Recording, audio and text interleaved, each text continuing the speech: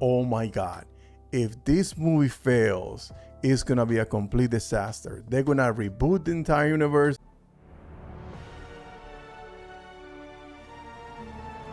Okay, so you guys know there was a press event that happened on Monday. Well, actually yesterday. And yesterday we got a bunch of news. I did a quick video, and today I want to do like a complete video and talk about everything that transpired between yesterday and today, because today we got a news dump. Yeah, it's actually a lot of it is kind of old, but it's not all this new to us, because it's interview that people went on site during the filming of Superman, and James Gunn gave interviews to all these people, and they gave a plethora of information of what he said about the movie, about the name, the tone, a lot of things that we're gonna break down. And of course, at the end of this video, stay tuned, because I'm gonna talk about the importance of Superman for the DCU, how important it is for this film to hit all the right notes. Because oh my God, if this movie fails, it's gonna be a complete disaster. They're gonna reboot the entire universe. They're gonna sell it for spare parts to Amazon, Apple, whoever it is, and it's gonna be chaos in the streets. So let's get into this. Guys. All right, so let's begin with this. This was revealed yesterday, of course, because what happened. Let me print this down, because yesterday, the last video I did, it sounded like poof, poof, poof, poof, poof. So yeah, so this was revealed before the press event. This was early in the morning, and it's that motion poster, and he played this angelic theme song, which let me get into it in a little bit, but let it play. But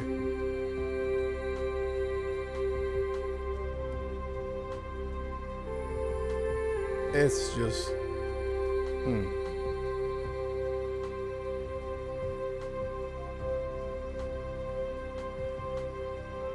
I'm not gonna play the whole thing, because you guys probably already heard it by now.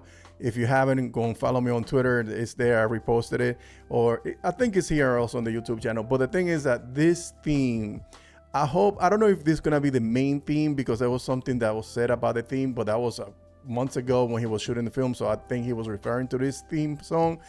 And listen, I was not expecting a lot from this composer, and he just like blew me away with this, because I don't know if you hear hints of the Hans Zimmer and the John Williams score, but a modernized version. What I like about this theme is that it took me back. It took me back when I was a little kid, going to the movie theaters with my cousin back in DR. When I was a little kid, there was like only 3 movie theaters in the entire city, and only one was there was like the best one that will play films from the United States, and like big budget films, and Superman was one of them. And I remember I had to go, like it was a whole process, but it took me there. It took me to that point of my life when I was like, oh my God, when I came out of the movie theaters, and how I felt about that. It's just he hit all the right notes. One thing is, like, I hope they continue this. This is the way you should be doing it. This is the way that you should be marketing this film, because what James Gunn did at the beginning, I think it was a misstep. I was fine with the suit reveal. A lot of people didn't like it, the way that it fall, and all these arguments that they made. It was just silly and stupid, and I knew it was gonna get better, because look at the design. This looks absolutely flawless.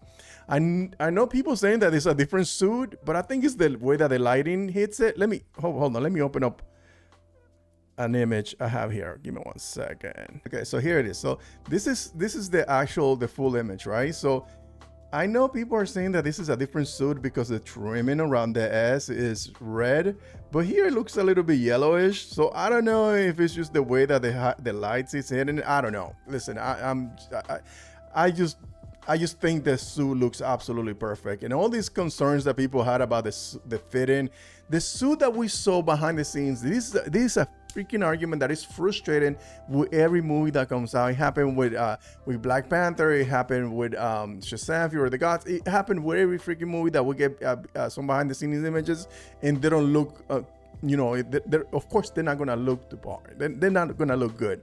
and people were already arguing that doesn't look good. Whatever. I'm like, I'll just wait. And of course, they make this image made all those people look stupid because this looks absolutely breathtaking. But yeah, it took me back. I think if they go back, if they continue this way of market this film, they're gonna be fine. I think they're gonna do absolutely excellent. Again, the first one was a little bit step. Then they came back with the one sitting on the moon with crypto, and I was like, oh, bring a puppy in. Good idea. It's a good way to go about it. So yeah, so I think we'll be all right. I think we'll be fine as far as the marketing, and I think the trailer when it drops on Thursday, I think it's gonna hit, and it's gonna hit all the right notes. And one thing that I said at the beginning, I posted this on my social, is that teaser is just supposed to convey a tone. It's not supposed to tell you the whole story of what's happening in this film. If you go back to the last film that was a Superman film, the teaser trailer was, even though yes, it was a year before the film came out, it was a teaser trailer that showed just a minute and a half. And it was 3 shots of Henry and 1 shot of Superman from far away flying away. So just keep your expectations down, don't get overworked, but I think we're gonna be fine. I think we're gonna get more than what we expect, because I was not expecting this, and I was pleasantly surprised and happy with this. With the press event, of course, there's cloud chasers out there in the press when they invited a selected group, and some of them are kind of teasing some stuff out there. Even though from what I'm hearing, it's all good stuff. They're not saying the specifics. They're just saying that you're gonna get blown away, that it's gonna be good, it's gonna be amazing, and all that stuff. So I'm still kind of being a little bit cautious about how I feel about this, because I don't want to be like super hyped and then being let down. But I don't think I will. However, if you know some information, please do not leave comments in the comment section with spoilers. Do not share it with people. Be respectful of others.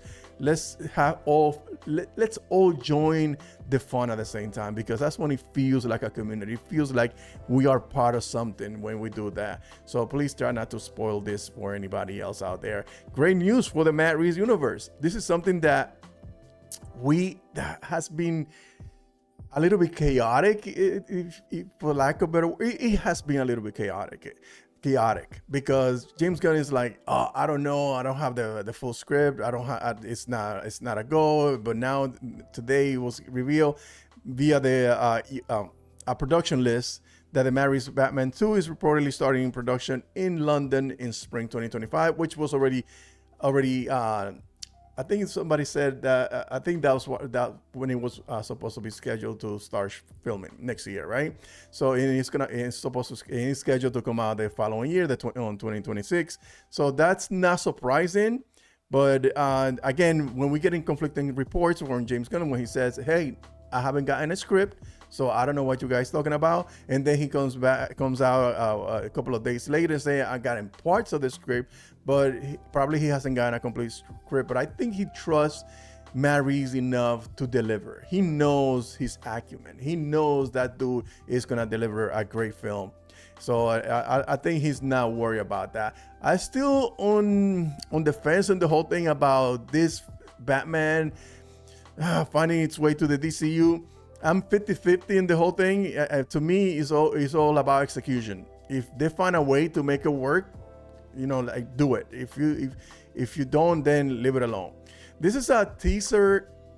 This is the teaser trailer, right? The teaser trailer dropped saying, "Hey, the teaser is coming out Friday," but it was a teaser of I guess that's a vault to go inside the Fortress of Solitude.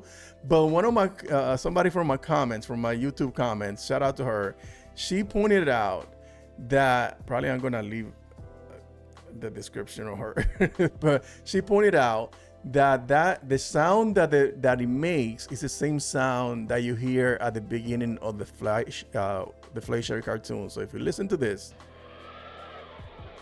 up in the sky, look, it's a bird. You hear the wind? It's Superman. Same wind. So that was a nice Easter egg. That was a nice Easter egg that she used, like, dropped on me. I was like, no way.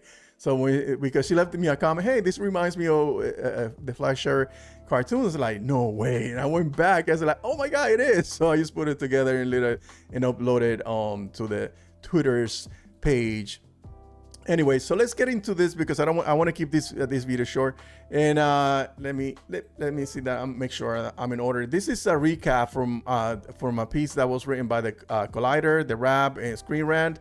This one also that was written by Gizmodo, and there is some stuff that I grabbed from there. And this is the main topic today, which I'm gonna talk about in a couple of seconds. But because it wasn't discussed in detail. So this is something that James Gunn said also in one of the interviews. It's very different from that. Zack Snyder did some excellent stuff. So he was also influenced by Zack Snyder too. So there's a lot of ways to influence me. There's a lot of ways in which the DC animated universe influenced me, and there's a lot of stuff that the comic books above and beyond anything else. All-Star Superman, which I think that's one of the things that he's really getting influence for this film. And I think David Corenswet also said that. That influenced me more than anything to take the sort of Silver Age feel, that sort of science fiction approach to it, and with gadgets. Lex Luthor is really a sort of a sorcerer in a. I went off the rails there, but yeah, I'll get into the Lex thing in a couple of seconds. But the thing is that he's taking inspiration from all these places. He's taking inspiration from Zack Snyder. He's taking from Donner, from the animated, from the comic books. So he's just not copying that, but he's just taking probably the best of all those things and putting something together and creating and crafting something together. Because it's like, I think he said one time, his movie is not gonna be a comedy. It's gonna be like life. It has funny moments, it has happy moments, it has dark moments. That's what life is. So I think he's able to capture all those things from all those creators and bring something forward that is unique within his brand. Yeah, so I think that's going to be interesting to see. So let's recap all some of the things that he said on those interviews that I talked about at the beginning. On David Corenswet and Rachel Brosnahan casting, he said the very first day came in David's tape and Rachel's tape. I saw them both of those, and I went, oh God, we are gonna be okay, because both of those people are amazing. He did show a lot of nervousness and of course you have to be nervous when you take on a character like Superman. And not only that, you put on your shoulders the responsibility of bringing forward the DCU and giving birth to this universe that is supposed to remain, to be successful and completely outdo its predecessor. So I'm sure that there was a lot of jitterness when it came to doing that film. So having two great actors right out of the gate and seeing that they are interested in being part of this film, it has to give you a sense of ease. As far as the Clark and Lois relationship, he said, when asked if Lois knows Clark and Superman, knows Clark and Superman, Gunn teased, well, we'll see. She knows who Superman is. So again, this is one of those James Gunn double talk. But I think in essence what he's saying is that she doesn't know that those two, that they are the same person. But eventually, I think probably she'll find out by the end of the film. Because my argument has always been like, you are the greatest reporter. How are you not gonna figure out this dude is the same person? But I think I'm looking forward to that, because I think when I saw, let's not get into that. So anyway, about the Superman costume, there was a lot of contention as far as the suit. There was a lot of argument on social media. There was a lot of people going, a lot of back and forth, because listen, whether you love that film or not, that suit from Henry Cavill Superman was absolutely stunning, beautiful, breathtaking, everything you can imagine in a Superman, in a modern version of Superman.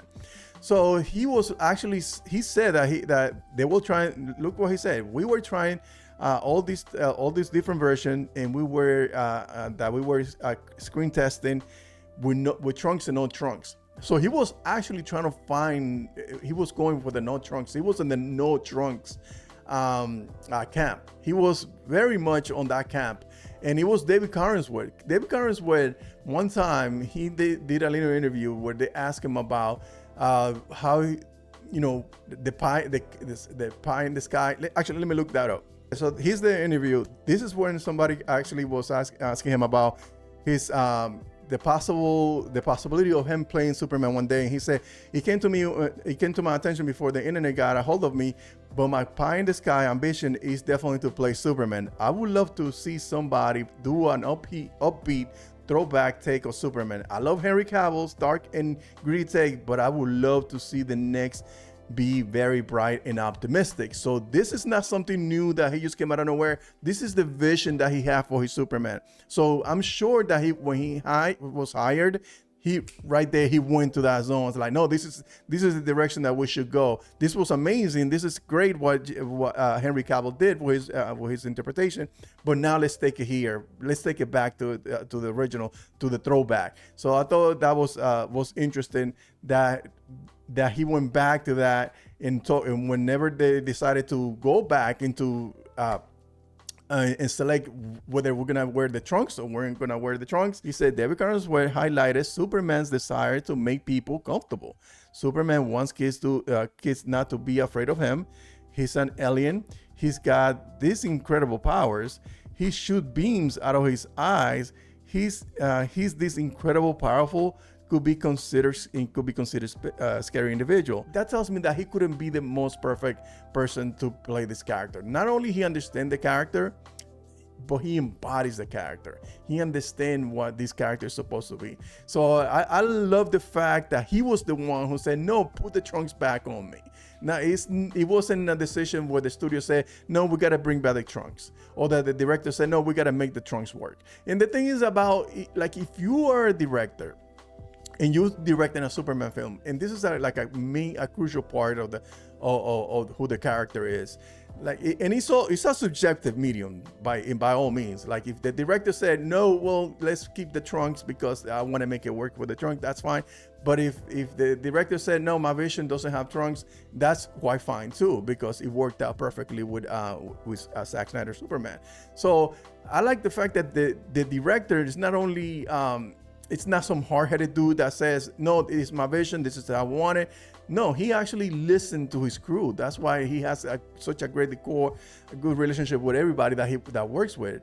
And having a director that is receptive to new ideas or the concept behind the idea or the bigger picture, it's refreshing, because directors are usually notoriously hard-headed. No, it's my way or not, or the highway. So hearing this, that your actor are so in tune with this character and that the director is receptive to your ideas, is a win-win. Here's something interesting about the action scenes, and this is something that gives me a lot. Also, again, it gets me excited. Gunn explained that this is about the action and the fighting in the film. Gunn explained that the aerial sequences are inspired by Top Gun Maverick. That's a film that I watched multiple times, and I wish I watched it for the first time in movie theaters. That's all I'm gonna say. So yeah, so he said we shoot a lot of our action with actual drones flying around Superman, and the people that are flying with. This is a good concept. This is a great idea, because I don't know if you've seen any behind the scenes when they're shooting on wires. You have a camera that has specific angles that they cannot move around a lot. They just have a specific sequence in which they can move around. They have these rigs, they move up and down, left and right and whatnot. But when you have drones, they can go 360 around you, in front of you, behind you, in any direction. So they can do some amazing aerial fighting shots, man. So this guy, when I read that he said we shot a lot of action with flying drones, I was like, the sequences on these things are gonna be next level. We're gonna see some action, some fighting action in on air that we never seen before. Like I didn't like Superman Return, but I love that sequence when he's fighting the plane. It's pretty much that's why he fought. But anyway, I love that flying sequence. But this is gonna be like next level. This is gonna be amazing. I cannot wait for that. So I'm really this when I read this little piece here, I was giddy right away because I was like, oh my god, those drones can put themselves in any position around the actor in the flying and while he's doing the flying thing, the flying rig, and they can just give this so much depth, so much to it that it is really Anyway, so about the tone of the film, one of the things is people, oh my God, listen, let me tell you something. Do not let anybody steal your joy. Do not let anybody steal your joy. Whatever, if you love this movie, if you love this universe, if you love Marvel, don't let somebody come into your mansion and ruin your day with some negativity. People will find a way to try to mess with you. People are miserable. A person is a good person, is good, but people are out there just being miserable. And specifically a specific group. So don't give it any space or time, or don't let them into your life or your mention. Because I remember when this film was announced, people were arguing that James Gunn humor does not fit the Superman film. Like I always said, this guy is a comic book guy. He understands the character. Let's give him some time. Let's see what he does. Because yeah, you're right. If you watch the Suicide Squad and you watch the Guardians of the Galaxy, they're totally different. They have similarities, but one is Marvel and the other one is DC, so it's a little bit more edgy. But if you watch the Peacemaker, yeah, the same thing can be said. It's a little bit too edgy. It's a little bit grown up. so people were not afraid, but dismissive of the idea of him directing a good Superman movie because they thought that the humor was gonna be, totally humor. The things that we are accustomed from James Gunn brand of humor. So I was like, this is very dismissive. This is a director. This is a guy who studied the craft, who invested his time in life to do this. So I'm sure he's gonna find a way to write a good script and put it together without having to sort to those kind of jokes and those things. So he said, hey, yes, Gunn said that the tone is humorous, but it's certainly not as comic or as much as a comedy as either Suicide Squad or Guardians. So he added that there's plenty of humor in it. People will like Rachel Brosnahan are so funny, and David Corenswet is very funny as well. So there is humor in it. So yes, the film is supposed to. This is gonna be a film that is supposed to cater to the fourth quadrant. So it has to adhere to a lot of things, including humor. So this is gonna have some humor. We're gonna have. There I said it. Superman smiling again. So there you go. So I'm looking forward to that. So the Clark Kent dynamic and Superman dynamic. This is something that I find it fascinating because I was like, dude, you on the money. So Gunn pushed back on the past iterations, saying people say that all sorts of different things.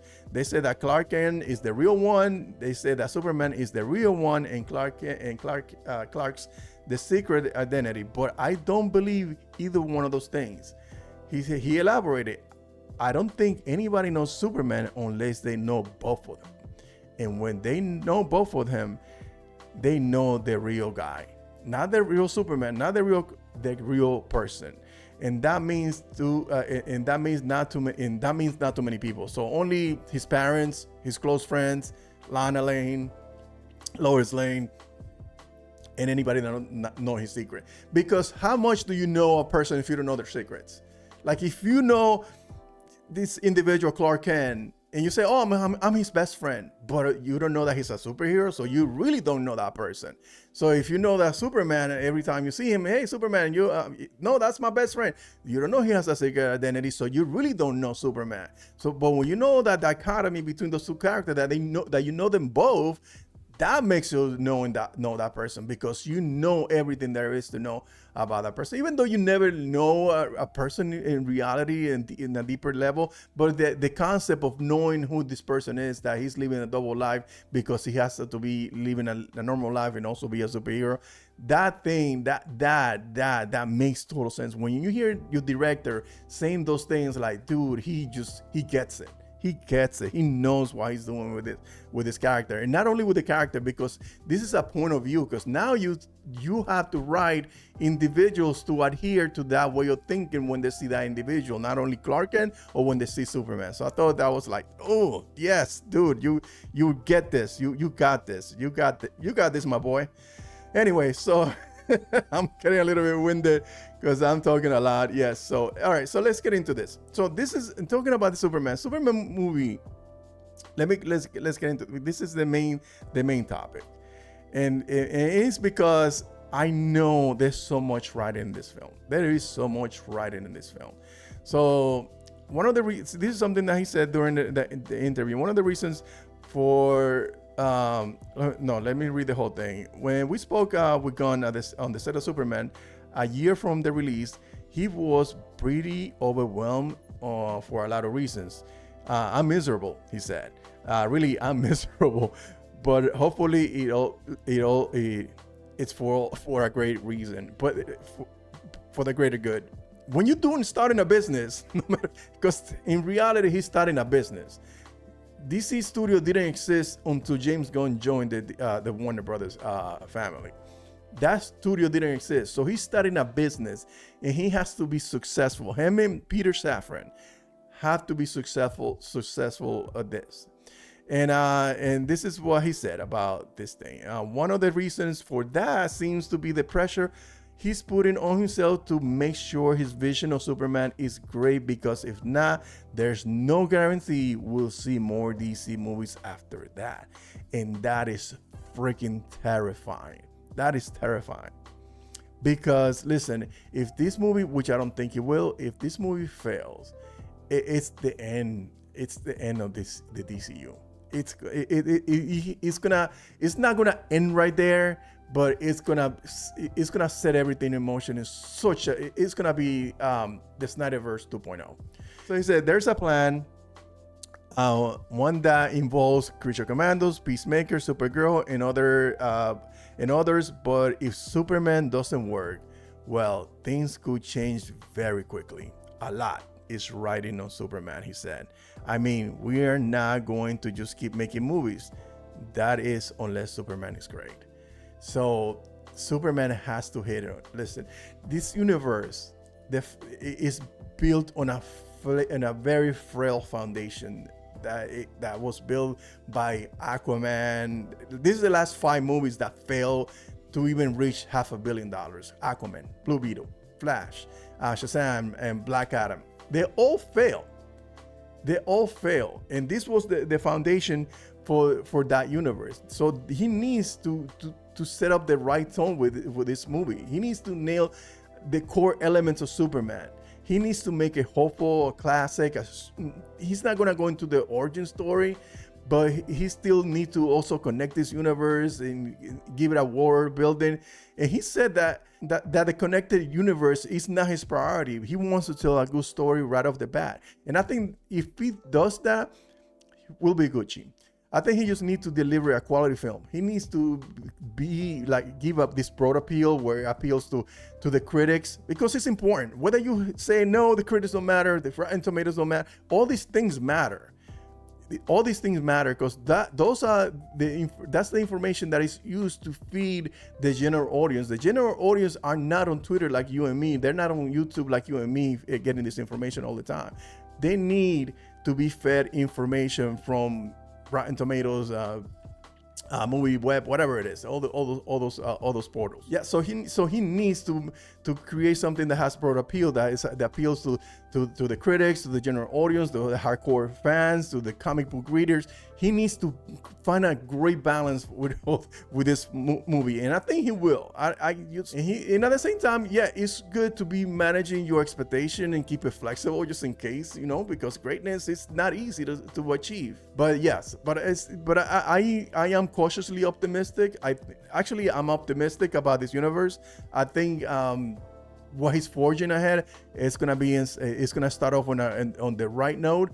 I have no doubts that this universe is gonna kick off with a bang when Superman comes out. But a lot is riding in this film, and he's a ballsy man for saying, yes, I'm gonna be the first director to direct the first film is gonna be Superman, because like Zack Snyder once said, you have to put the Superman house in order before you can start building this universe. You have to bring the Big Daddy and say, yes, he exists, he means this, and he's trying to bring everybody into, you know, into who he is. And that's how you build the universe, and then build the Justice League, and then inspire others to do the right thing. It's the reverse Kingdom Come story, or a lighter version of, or an amalgamation of the Kingdom Come story. I think he will strike the right balance with all those things. I don't think we should be concerned about this, but it is a daunting task that he's putting, that he's tackling with this film, and let's hope that he definitely delivers. Let me know what you guys think. Hopefully, I know I talked for a little bit too long, but listen, make sure to subscribe, leave a comment in the comment section. Never let your nerd die. Peace.